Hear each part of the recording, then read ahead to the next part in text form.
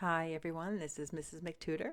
Today we are breaking down how to write a strong argument essay step by step. This lesson follows the classic traditional structure of argument writing. There are other ways to structure an argument, but this is the most widely accepted academic format used in high schools and in colleges. Let's get started. The purpose of an argument essay is to persuade the reader to adopt or at least to seriously consider your position on a subject. In a nutshell, how do you do an argument essay? You need to introduce a topic, express the basic view of each side, state your side, support your argument with valid reasons and evidence that you learn about, and cite with in-text citations. Show an understanding of the other side of the argument with a counterclaim. Knock down or weaken the argument on the other side with a rebuttal, and conclude strongly by restating your side. Okay, that's what we're going to talk about in this PowerPoint. So the structure typically has 5 paragraphs. Of course, it could be much longer. You can have many more body paragraphs than this, but in general, it has 5 paragraphs. Introduction, body, conclusion. So what go in those bodies? Introduction, your first body is your first main reason on your side. Your second body is your second main reason on your side. The third body is what we'll call the counterclaim and rebuttal, and then your conclusion. So in the introduction, you'd like to begin by introducing the topic in an interesting way using a grabber sentence, or some people like to call it a hook. For example, if you're writing about school uniforms, your grabber sentence might be, when people talk about dress codes, one controversial issue people argue about is school uniforms. You can see it's doing the job of introducing the topic of school uniforms and letting us know that there is a controversy about it. Now, it's not the most interesting grabber sentence. If you wanted to, you could start with something a little bit more interesting, a little bit more relatable, like when students wake up in the morning, the first thing they think about is, what should I wear to school, right? You could kind of start with something more interesting like that and then lead us toward this introducing of the topic and the controversial issue. But this example of a grabber does a really solid job of letting us know that there's a controversy on this topic. After your grabber sentence, you want to introduce the basic argument, the basic thinking on each side. This is called the lead-in because it's leading the reader to your thesis. For example, some people believe that school uniforms should be required because it increases school safety. Other people believe school uniforms should not be required because it limits students' ability to express themselves. Just a little bit of the thinking on each side.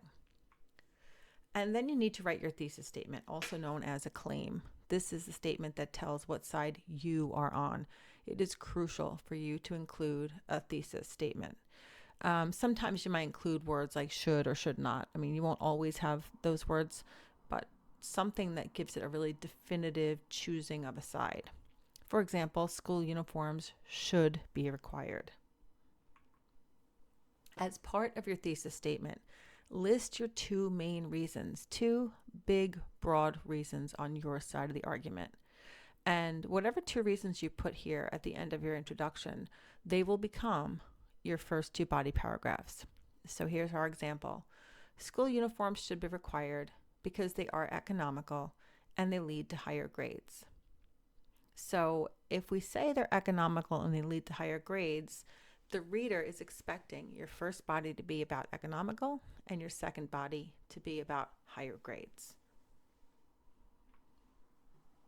Here it is all together.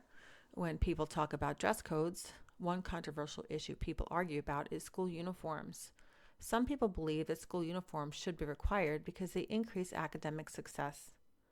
Other people believe school uniforms should not be required because it limits students' abilities to express themselves.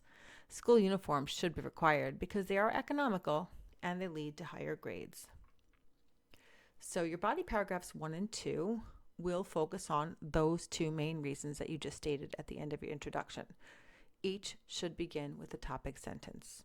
You'll explain your reasoning, you'll support your ideas with evidence, and you will include in-text citations.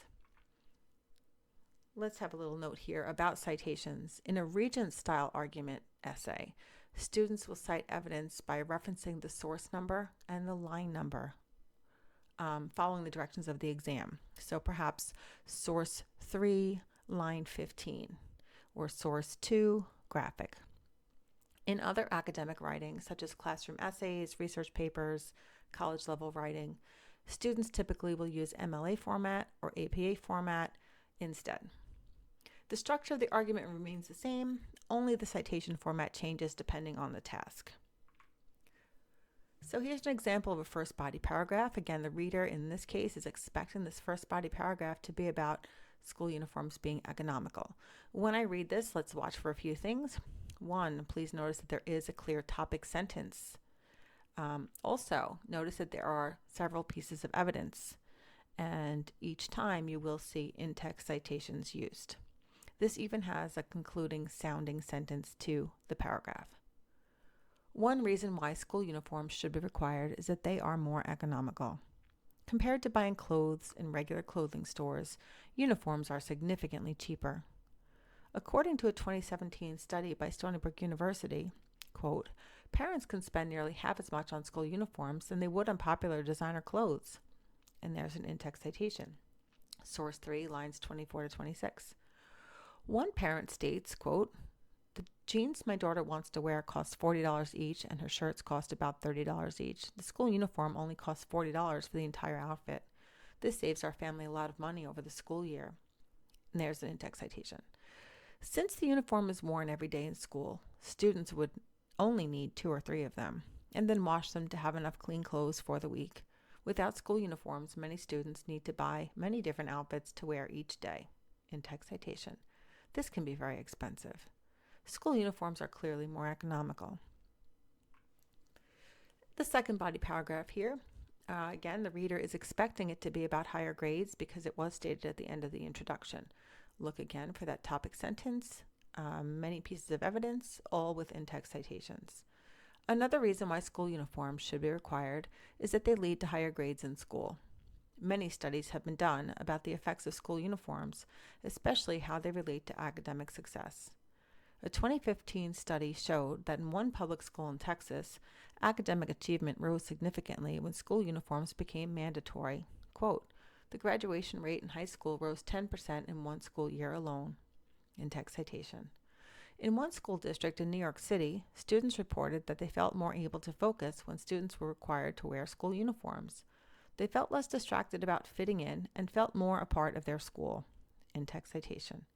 Additionally, one study reports that across the United States, overall schools that require students to wear uniforms scored higher on standardized tests.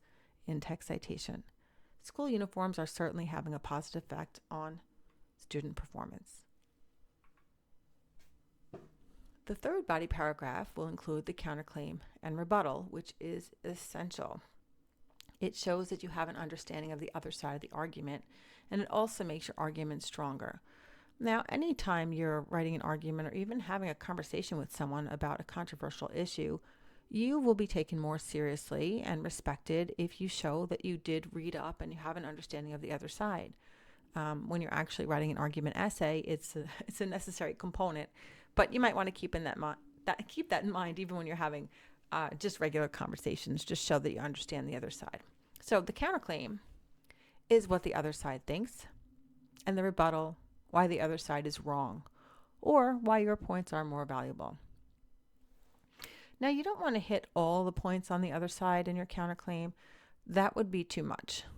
You would really want to only address 1 or 2 main points on the other side here. But within that same paragraph, you need to include your rebuttal, right? You really want to knock down the argument that is being made from the other side.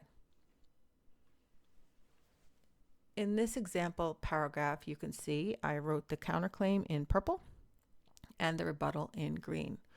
Notice that there are specific examples and in-text citations in both the counterclaim and the rebuttal. Those who are opposed to school uniforms argue that it takes away a student's ability to express themselves.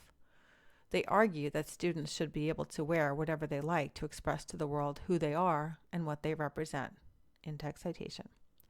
Although this may be true, When students choose their own clothes to wear to school, it can lead to some problems.